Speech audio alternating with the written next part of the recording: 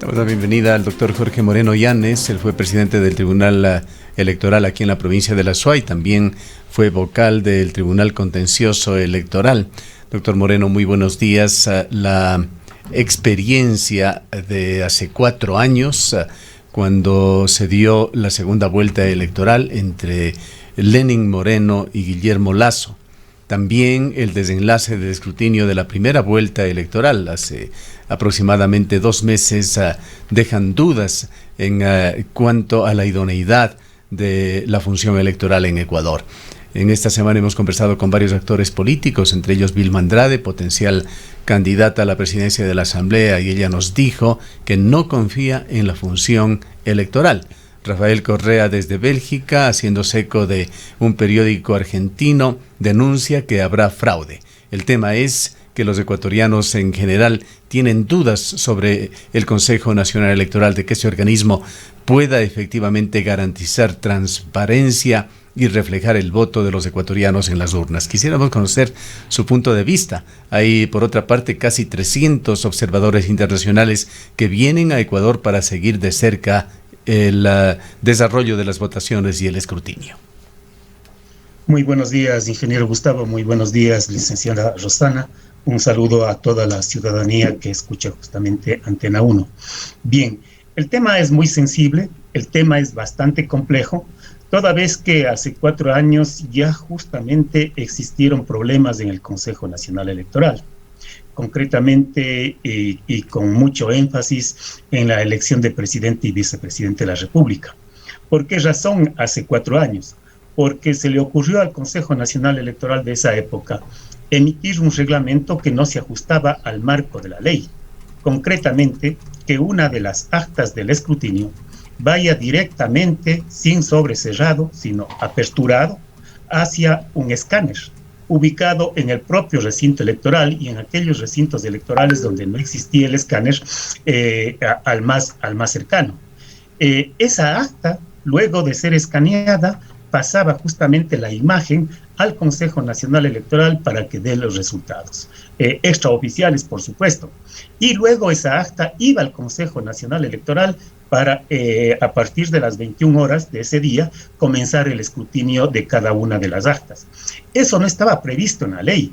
Ese fue un invento del Consejo Nacional Electoral de esa época a través de un marco reglamentario que contradecía la ley, donde se establecía que el sobre con el acta respectiva debía ir sellado hacia cada uno de los consejos electorales provinciales, para que allí, a partir de las 9 de la noche, efectivamente se proceda a la apertura en presencia de todo el público presente en la misma. Y eso no ocurrió.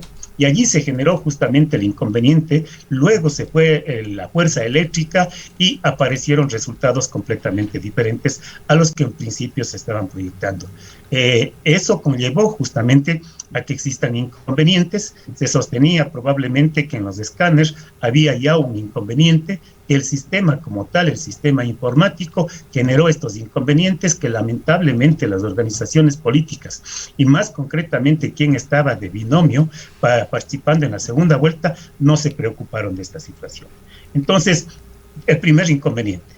Y evidentemente unas elecciones que conllevaron una deslegitimación de quien asumió justamente la presidencia de la República.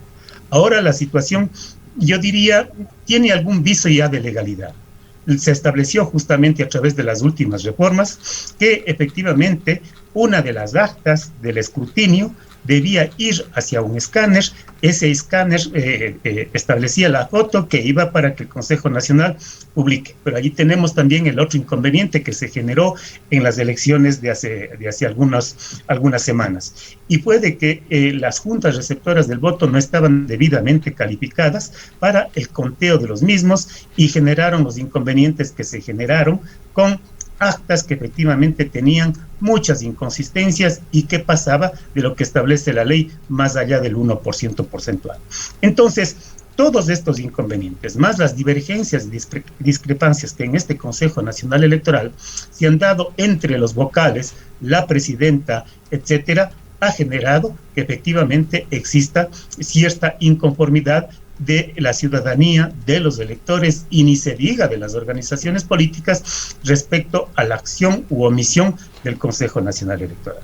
En estas circunstancias, justamente el día domingo tienen que darse las elecciones y evidentemente las dos organizaciones políticas que están participando en este proceso, lo que tienen que poner énfasis es en tener justamente delegados y observadores en cada una de las juntas receptoras del voto de cada uno de los distritos, parroquias, cantones y provincias del país.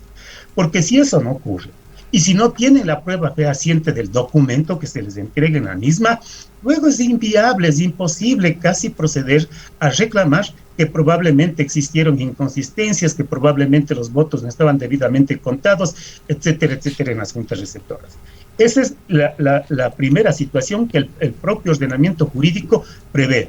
Lo otro, que asimismo los técnicos de cada una de las organizaciones políticas efectivamente tengan la posibilidad de revisar el sistema informático para que evidentemente con los delegados y observaciones que han venido al país luego del encerramiento o antes del encerramiento, evidentemente den la conformidad de que el sistema informático va a funcionar correctamente. Y posteriormente, que tengan sus delegados en cada una de las juntas provinciales para que en el conteo de los votos evidentemente puedan realizar las observaciones, puedan pedir que se verifique las actas o que se cuenten los votos, porque caso contrario después va a ser inviable. Esto es fundamental y si tienen que contarse los votos, que tengan también delegados el momento en que se está contando en cada uno de los tribunales provinciales electorales para que no existan inconvenientes, cuanto también delegados en el propio sistema informático de cada una de las provincias para que evidentemente no se trastoquen los resultados. Usted ha hecho una reseña que refresca nuestra memoria y la memoria colectiva. Las encuestas y los exit polls hace 4 años daban el triunfo a Guillermo Lasso. El escrutinio lo hizo así hasta aproximadamente las 7:15 de la noche de ese domingo, hasta que vino el apagón y luego la tendencia y la historia cambió. Ahora el apagón fue reemplazado con las famosas actas con novedad que usted también acaba de reseñar. Hubo también otro hecho polémico en estas últimas elecciones, la publicación de 2 conteos rápidos, ambos de fuente oficial, con resultados diferentes sobre el segundo y el tercer lugar, emitidos por las 2 más altas autoridades del Consejo Nacional Electoral. Ojalá en esta ocasión no tengamos ningún elemento polémico. Sí, es fundamental que las organizaciones políticas que participan el día domingo, adicionalmente, cuando se pase el acta de escrutinios al escaneo, también exijan que se pase el acta de instalación, porque en el acta de instalación constan los nombres de quienes han integrado esa junta receptora, porque luego puede aparecer de que el acta de escrutinio es una y el acta de instalación es otra. Entonces, todo esto es fundamental que la organización política lo tenga presente, porque luego simplemente no podrá existir posibilidad de demostrar o probar alguna situación de desliz que pueda darse en el proceso electoral. Doctor Moreno, muy buenos días. Nos preguntamos, sin embargo, si estas acciones efectivamente le dotarían al Consejo Electoral de ciertas certezas y confianza a los ciudadanos respecto de lo que pueda ocurrir. No podemos dejar de pensar de que si en la segunda vuelta electoral del día domingo tenemos un empate técnico, aunque no se publiquen los resultados preliminares a través de un conteo rápido, va a saltar nuevamente estas denuncias y este fantasma del fraude que le viene acompañando a las elecciones ecuatorianas por ya varios años. Entonces, lo más probable, diría yo, es que si es que tenemos un empate técnico y la diferencia es mínima entre ambos candidatos el día domingo, nuevamente vamos a tener estas posiciones, ya sea del que pierde, seguramente va a ir por ahí, sobre un nuevo fraude electoral. Recordamos lo que ya pasó con Yacu Pérez en la primera vuelta. El Consejo Nacional no dio apertura a que se abran las actas, lo que hubiese dotado de ciertas certezas para la segunda vuelta respecto de la confianza que puedan tener los ciudadanos en este proceso. Como usted manifiesta, licenciada Rosana, es una realidad. indudablemente es imperativo y es fundamental de que ante la posibilidad de un posible empate técnico entre más menos 3, diría yo, aun cuando entre dos candidatos más menos 1 es lo procedente, pero entre más menos 3, el Consejo Nacional Electoral no debería atreverse efectivamente a dar algún resultado o resultados, porque eso puede conllevar problemas y divergencias futuras, y esperar evidentemente el resultado oficial, que tendrá que darse no más allá de los 10 días contados a partir del día siguiente del proceso electoral. Que que los medios de comunicación, etcétera, puedan dar resultados extraoficiales, procedente probablemente, pero no el propio Consejo Nacional. Como decía el ingeniero Gustavo hace un momento, no puede ser posible ni concebible en cualquier país o en estado de que salga la primera autoridad del Consejo Nacional Electoral y dé un resultado que aparentemente es oficial, y a los 5 minutos salga el vicepresidente de la propia organización electoral y dé otro resultado. Eso definitivamente demuestra justamente los problemas, demuestra probablemente las falencias y la falta de comunicación, que ante situaciones de esta naturaleza, evidentemente lo primero que sale a relucir es el posible fraude electoral. Y eso no puede darse ni generarse por el propio órgano electoral. ¿Qué grado de confianza o cuánto aporta la confianza el grupo de observadores, particularmente aquellos que se pertenecen a prestigiosas entidades? Quisiera refrescar lo que sucedió en Bolivia, cuando la Organización de Estados Americanos realizó un amplio informe y concluyó que hubo manipulación dolosa e irregularidades graves. Con el tiempo esto entró en polémica, tuvo rechazo dentro de Bolivia. Finalmente, al cabo de meses, se confirmó de alguna manera esta decisión o este informe y sus conclusiones de la Organización de Estados Americanos, pero quedó también inconformidad en algunos grupos, como el Grupo de Puebla, que pidió a la OEA validar el triunfo de Evo Morales en aquellas tormentosas elecciones en Bolivia. Con la experiencia que usted tiene, con lo que se ha visto en cuanto a la actuación de los observadores internacionales, ¿cuánto aportan ellos a la pureza del sufragio y a la pureza del escrutinio? Yo dividiría en dos esferas la actuación de los observadores internacionales. Aquellos observadores internacionales que probablemente vienen 2 o 3 días antes de las elecciones y solamente se quedan el día de las elecciones, casi no existe ningún aporte. Probablemente vienen de paseo. Pero en cambio, aquellos observadores que llegan una semana al menos antes del proceso electoral y se quedan posterior al día de las elecciones, ese trabajo que realizan los observadores internacionales, como son efectivamente un gran grupo de la Organización de Estados Americanos, es fundamental. Vienen, están aquí 5, 7, 10 días antes y evidentemente van recogiendo información de la ciudadanía, de los periodistas, de los académicos, de las propias organizaciones políticas respecto a lo que ha venido ocurriendo, ocurre y puede ocurrir en el proceso electoral.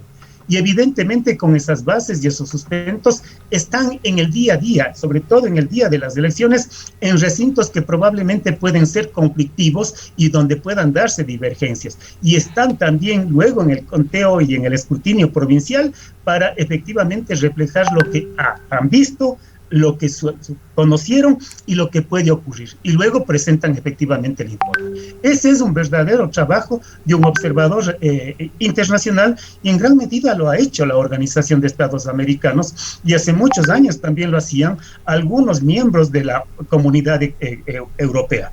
Pero evidentemente, si eso se lo hace, yo confío plenamente en ese trabajo que realizan esos observadores internacionales. Lo otro, aquel que viene de paseo para 2 días antes y el día de las elecciones y al día siguiente retornar dando un informe de media página o una página, no tiene mayor sentido. Entonces, hay que tomar en consideración esas dos líneas.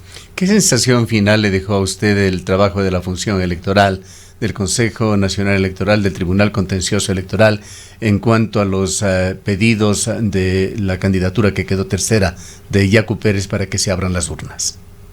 A mí me dejó una sensación amarga, porque evidentemente ante esa divergencia y discrepancia de opiniones de la presidenta y vicepresidente del Consejo Nacional Electoral, de los propios sondeos que se realizaron con respecto a la posibilidad de desempate técnico entre el segundo y el tercero, y las propias reclamaciones que hizo la organización política de Pachacuti en su momento, el Consejo Nacional Electoral, que llegó incluso a un acuerdo con el aval incluso de la Organización de Estados Americanos, entre los dos candidatos, creo que imperativamente debía abrirse. A mí me han dicho, desde el punto de vista de la legalidad, eso no procede, y ese fue el criterio generalizado del Consejo Nacional Electoral. Pero el propio Código de la Democracia le permite y le faculta al Consejo Nacional Electoral como órgano administrativo para que en este tipo de divergencias, discrepancias y para dar legitimidad al proceso electoral pueda proceder a la apertura de las urnas, inclusive sin petición. Eso se ha hecho en otros órganos o cuerpos colegiados electorales, no de ahora, sino desde hace muchísimos años atrás. Y lo hemos hecho cuando hemos sido parte justamente del organismo electoral. De tal manera que sí era viable que lo haga. Lo que no podía hacerlo era el Tribunal Contencioso Electoral, porque él sí es un órgano jurisdiccional y tiene que sujetarse allí, efectivamente, con estricta rigurosidad al pedido que le hace la petición en su demanda y evidentemente si es o no procedente la apertura. Finalmente, doctor Moreno, ¿qué diferencia existe entre provincias como el Azuay, provincia en la cual prácticamente no han habido reclamos, con respecto a otras provincias cuestionadas como Guayas y Manabí? Yo creo que hay que ponerle mucho énfasis, sobre todo a Manabí. A Manabí hay que ponerle mucho tino, y no solamente las organizaciones políticas, una sugerencia a los propios observadores internacionales y a los propios medios de comunicación.